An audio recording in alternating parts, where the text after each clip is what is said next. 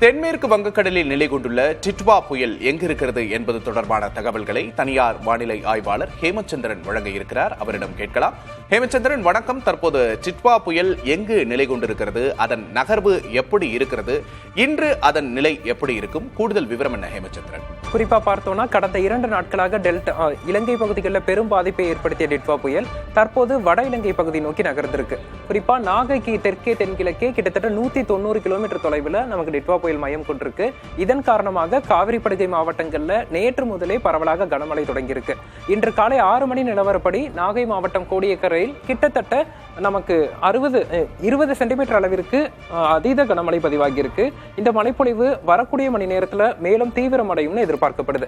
தற்போது பார்க்கிறோம், இலங்கையின் நிலப்பரப்பை ஒட்டிய பகுதிகளில், வட இலங்கை பகுதிகளில் அந்த தாழ்வு பகுதி டிட்வா புயல் நிலவி வருகிறது. அடுத்த சில மணி நேரங்களில் நமக்கு டெல்டா கடற்கரையோர பகுதிகள் நோக்கி நகரும்னு எதிர்பார்க்கப்படுது.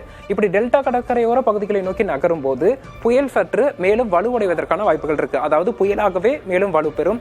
அந்த சமயங்கள்ல புயலின் மேற்கு பகுதி, அதாவது புயலின் மையப்பகுதி டெல்டா கடலோர பகுதிகளில் இருந்தாலும் புயலின் மேற்கு பகுதி நமக்கு கடலூர், மயிலாடுதுறை, காரைக்கால், நாகப்பட்டினம், திருவாரூர், தஞ்சாவூர் உள்ளிட்ட மாவட்டங்கள்ல இன்று பகல் நேரத்தில் விழும் என எதிர்பார்க்கப்படுது.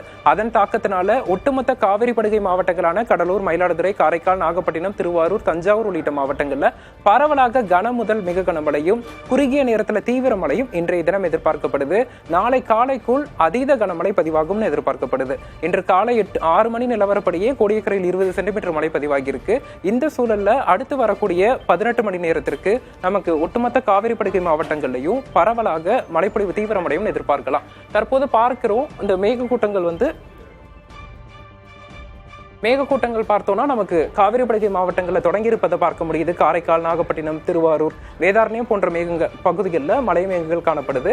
இந்த மலை மேகங்கள் வரக்கூடிய மணி நேரத்தில் உள்பகுதி நோக்கி நகரும். அதாவது மயிலாடுதுறை, திருவாரூர், தஞ்சாவூர் உள்ளிட்ட மாவட்டங்கள் நோக்கி நகரும். அதே போல புயல் நமக்கு டெல்டா கடற்கரையில் மையம் கொண்டு அது வலுவடைந்து அதன் மேற்கு பகுதி விழும்போது மழை மேலும் தீவிரமடையும் அப்படின்னு நம்ம எதிர்பார்க்கலாம். அது காவிரி படுகை மாவட்டங்கள் மட்டும் அல்லாது சென்னையிலும் தற்போது மழை தொடங்கியிருக்கு. அதாவது நமக்கு காவிரி டெல்டா பகுதிகளை நோக்கி நகர்ந்த பிறகு விட்டு விட்டு சென்னையில மழை எதிர்பார்க்கலாம் வரக்கூடிய மணி நேரங்கள்ல. இன்று மாலை அல்லது இரவு முதல் சென்னை உள்ளிட்ட மாவட்டங்கள்ல மழையின் தாக்கம் அதிகரிக்கும்.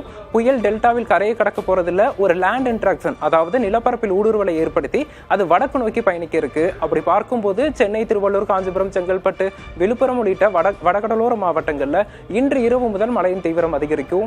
காவிரி படுகை மாவட்டங்கள்ல நாளை காலை வரை அடுத்த 24 மணி நேரத்திற்கு மக்கள் எச்சரிக்கையாக இருக்க வேண்டிய சூழல் ஏற்பட்டிருக்கு. காற்று பாதிப்பை ஏற்படுத்தாது ஒரு மழைப்பொழிவு கொடுக்கக்கூடிய புயலாக டிட்வா அமைய இருக்கு. இலங்கையை கடந்து தற்போது காவிரி டெல்டா கடலோர பகுதிகள் நோக்கி நகர்ந்து வருகிறது டிட்வா புயல். இந்த புயல் இன்று பிற்பகல் நேரத்தில் மிக மெதுவாக நகர்வதற்கும் ஒரே இடத்தில் நிலை கொள்வதற்கும் வாய்ப்புகள் இருக்கு. இப்போ புயல் டெல்டால கரையை கடக்க போறதுல அது டெல்டாவை ஒட்டி உரசி செல்லும் அப்படின்னு சொல்லியிருக்கீங்க. இந்த நிலையில இதோட வேகம் எப்படி இருக்கு? ஒரு சீரான வேகமா இருக்கா?